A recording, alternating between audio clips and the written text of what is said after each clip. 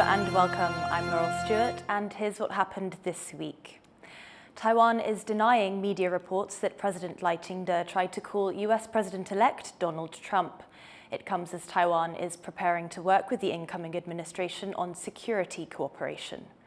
But some in the country are concerned that the US's commitment to Taiwan's defense could now change. Jaime Ocon reports. Just hours after Donald Trump secured enough votes to become the next president of the United States, Taiwan's president, Lai Ching-te, took to social media, posting this congratulatory message. The last time Trump won office in 2016, he accepted a call with then-President Tsai Ing-wen, breaking decades of U.S. policy on Taiwan. Taiwan's presidential office has denied a report from U.S. media outlet Bloomberg that Lai tried to call Trump, saying instead that it's looking forward to working with the new administration. That message was also echoed by Taiwan's foreign minister, Lin Jialong, as he addressed lawmakers on what to expect with the incoming administration in Washington. 首先，川普首次执政时，包括开启对台军售常态化、高层访台、宣布放宽台美交往限制等，造就台美关系显著正向发展。我方让审慎努力推动川普新政府延续首次执政对台政策的正面立场。 Security and government officials are now warning that neighboring China, which threatens Taiwan with invasion, might use the transition period from Biden to Trump to increase pressure on Taiwan. But on the streets of Taipei, many have mixed feelings about the result and are hoping Taiwan's security is still a priority. 可能也是有一点觉得不安，想说不知道川普对台湾就是未来的一些态度会有什么样的改变。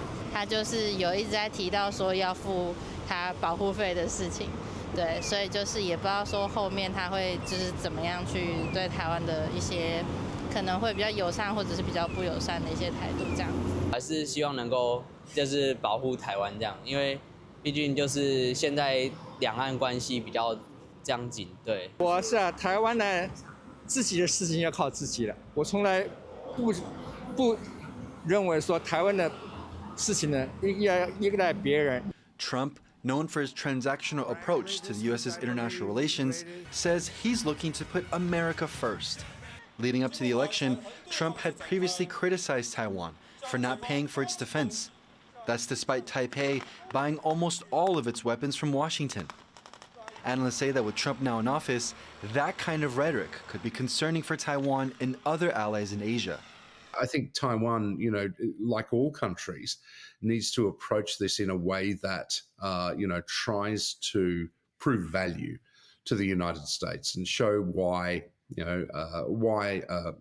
alliances and why security ties actually do matter in the context of broader American national interests. Conservatives in the U.S. have urged other countries around the world to step up defense, saying it shouldn't just be the U.S. helping to ensure security.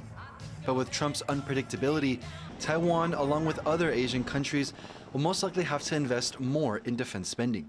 I think there's more comfort in Asia than Europe with the prospect of more broadly in terms of Trump 2.0. I think it is likely that states within Asia will continue to increase their defense budgets simply because, in the world of Trump, commitments are not necessarily ironclad.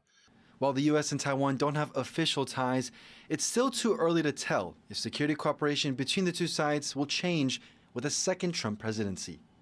Patrick Chen, Cadence Quaranta, and Jaime Ocon in Taipei for TaiwanPlus. Taiwan's Coast Guard has at least one new ship in its fleet, with another close behind. Chris Gorin was at the handover ceremony and reports that the newest ship has a special mission. The Coast Guard is celebrating the completion of one ship and the launch of another in the northern port city of Keelung. One completed vessel, called the Lianjiang, is being handed over to the Coast Guard. It's named for the county which administers Taiwan's outlying Mazu Islands, just off the coast of China. At the same time, another vessel of the same class is being launched. During the christening ceremony for the ship, Taiwan's vice premier said it was named after the east coast county of Hualien. 我们待会要命名的意旨就是屏障太平洋，捍卫东台湾那我相信有这2艘舰艇的加入能够来提升我们海巡的力量来协助我们海巡捍卫主权、维护渔权。 The ships are the third and fourth of 6 planned frigates. Taiwan's Coast Guard hopes they will modernize its fleet amid increasing tensions in the water around the country.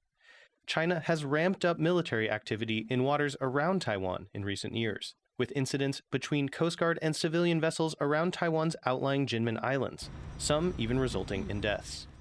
The unveiling of new Coast Guard ships has become a common occurrence in Taiwan as the country continues to bolster its maritime safety capabilities and as the tensions in and around its waters continue to rise. Eason Chen and Chris Gorin for TaiwanPlus. Work crews have patched up a Chinese cargo ship stranded off northern Taiwan to prevent an oil leak. The freighter ran aground last week when Typhoon Kongray hit Taiwan. The crew was safely evacuated, but the 290 tons of oils aboard caused concern for several days after, as rough seas made it impossible for workers to reach the ship. The plan is now to pump out the oil on board, unload the cargo, and then get the ship unstuck. A pedestrian bridge slated for demolition has sparked protests among Taipei residents. Officials have safety concerns about the 42-year-old bridge, but protesters say the bridge is not only safe, it has cultural and historic value too. John Van Trieste reports. Amid a grey drizzle, residents of this Taipei neighborhood have taken up spots on a piece of local history they're afraid they'll soon lose.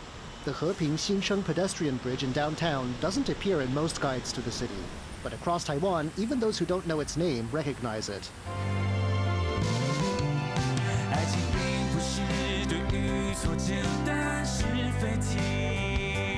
It's appeared in several classic Taiwanese films and been a centerpiece in music videos by big-name bands such as Mayday.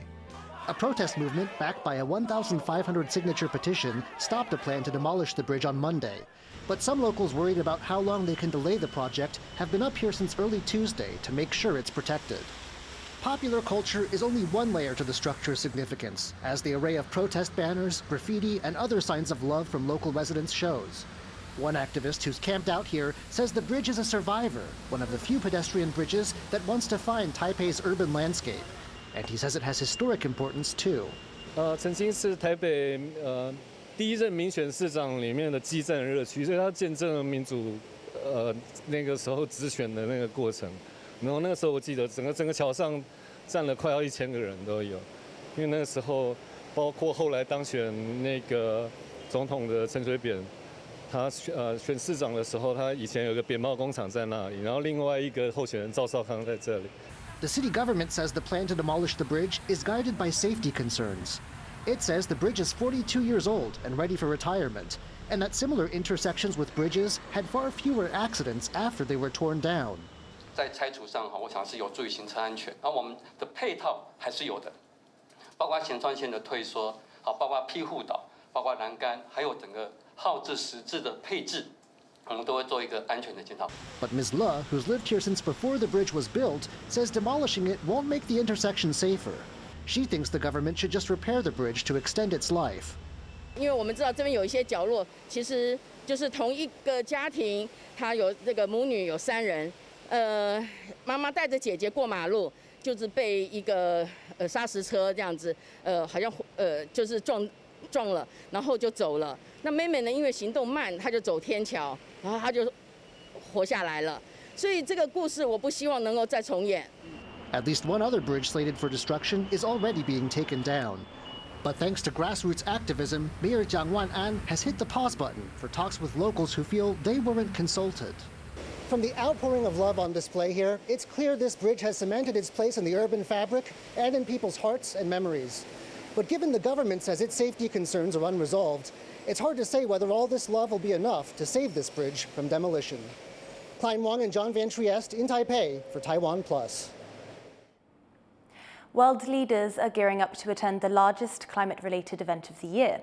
But with Taiwan barred from taking part, Taipei is making sure it still has a voice in the conversation. Wesley Lewis tells us more.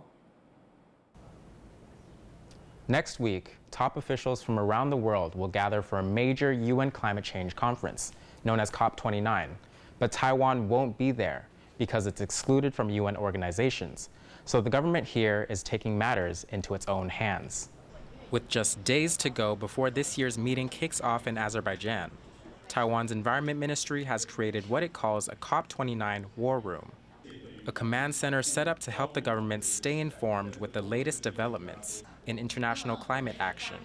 我们也会跟在这个帕库会场里面的重要的国际的友人，甚至我们台湾的专家学者在参加 COP 的，我们也会直接希望第一手的消息可以透过这个管道，也能够透过各位能够传达给大国人可以知道。Taipei is blocked from attending UN events due to diplomatic pressure from Beijing, which claims Taiwan as part of their territory. But that is not stopping Taiwan's environment officials. They plan to send unofficial delegations to the conference in Azerbaijan, while also holding online seminars on various topics of climate action. Officials here also highlighted that U.S. President-elect Donald Trump's second term in office may pose uncertainties for global climate action. 前两天，美国新任总统川普当选了哈，这个当然这个对台湾有没有影响？当然影响会很大，我们也在密切观察当中但是我相信因为在这个他8年前当上总统的时候，我当时人就在摩洛哥参加气候会议，所以我亲眼见证了那个当选那1个礼拜，全球对于气候变迁的很大的恐慌。Taiwan is aiming for net zero by 2050. And COP is an opportunity to pursue these goals. But over 80% of the country's electricity still comes from fossil fuels. To contribute to global climate action and for the country's own green goals, Taiwan's Environment Ministry is doing what it can to stay in tune with the international community's efforts by creating its own seat at the table. Ryan Wu and Wesley Lewis in Taipei for TaiwanPlus. Taiwanese and Australian firefighters are ready to ignite excitement with the release of their 2025 charity calendar. Sandy Chi has the details. The Australian Taiwanese Firefighters 2025 calendar has officially been released, marking the first time ever heroes from the two countries have collaborated. And now for the calendar, 6 Taiwanese firefighters flew all the way to Australia for the photo shoot. For 5 years, we've had a very strong bond and friendship with Taiwan and the people. And it seemed like we've been working with the fire authorities here on different smaller projects, that we should do a big project, which was a great idea. For over 30 years, the Australian Firefighters calendar has been supporting the Children's Hospital Foundation, providing funds for research into childhood burns and other charities. With this Taiwan-Australia collaboration announced in April this year, Taiwanese firefighters can now join the effort. 很荣幸啊，就是有这个荣幸可以被放在封面这样。澳洲人真的是很壮，就是只有在身高上面跟他们差不多啊。现场看到他们就是哇，好像就是每个都很大只这样子。It was really fun. It was such a great experience just to meet the guys from Taiwan. They're all so fit, so strong. Made me a little bit nervous because they're amazing. Among the Taiwanese firefighters, one in particular stands out, Zhou Peiru, who is the only female featured in the calendar, marking the first time in a decade for a woman to be part of the Australian Firefighters calendar. 其实我觉得蛮有压力，原因是其实澳洲人跟其他男士他们的肌肉线条真的是，我觉得非常的羡慕，然后所以我也只能尽力的展现。那在现场因为都是实火，所以第一次碰的话，其实会有点紧张，尤其是要踩地上会有火，有油花有火的时候会烧到脚。然后所以就是会胆战心惊，但是还是在他们的协助之下有完成拍摄。A firefighter's duty is to put out flames, but now with Taiwanese and Australian firefighters working together on the calendar, it looks like things will only get hotter. Klein Wong and Sandy Chi in New Taipei for TaiwanPlus. Thanks for joining us for Here's What Happened. Before we go, let's take you to Prague to check out an old-school bicycle race with old-school outfits. I'm Laurel Stewart. Take care and see you next week.